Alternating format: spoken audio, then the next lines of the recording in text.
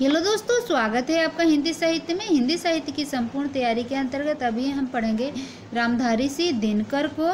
तो दोस्तों, कोई सा भी परीक्षा है, रामधारी सिंह दिनकर से संबंधित प्रश्न पूछे ही जाते हैं। इनको अनल हिंदी साहित्य जगत में इनको अनल कवि के नाम से जाना जाता है। आइए देखते हैं।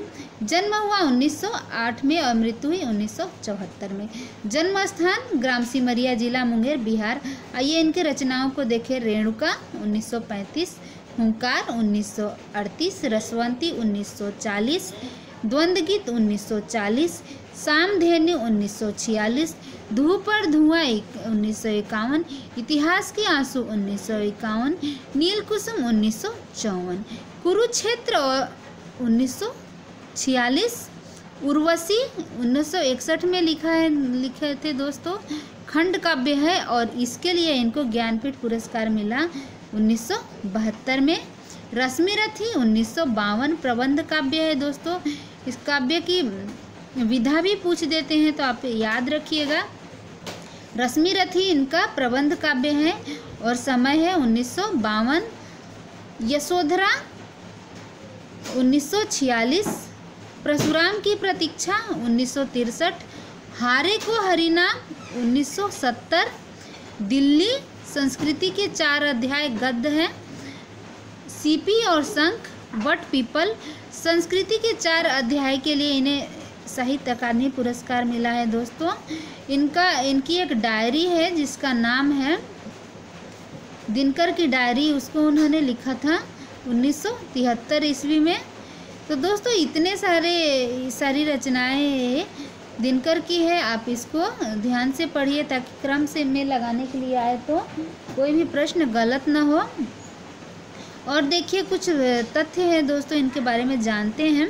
हिंदी साहित्य जगत में अनल कवि के नाम से विख्यात है। पुरस्कार उर्वशी काव्य रचना के लिए इनको 1972 में भारतीय ज्ञानपीठ पुरस्कार प्राप्त हुआ।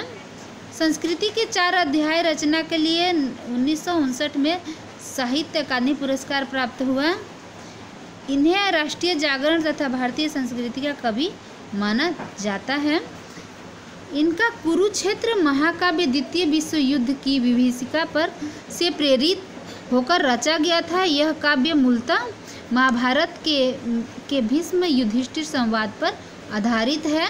इनको द्वितीय राष्ट्रकवि भी कहा जाता है। पहला राष्ट्रकवि है मैथिली शरण गुप्त और ये द्वितीय राष्ट्रकवि हैं। आप भारत सरकार द्वारा पद्म भूषण से सम्मानित किए गए।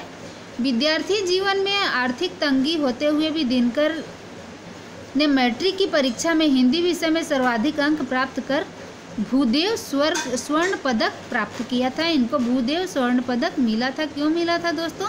मैट्रिक में हिंदी विषय में सर्वाधिक नंबर लाने के लिए। आप भागलपुर विश्वविद्यालय बिहार के कुलपति भी रहे थे। आपको भारतीय संसद में राज्यसभा का सदस्य भी मनोनीत किया गया था। तो ये है संपूर्ण जानकारी दोस्तों रामधारी सिंह दिनकर के बारे में।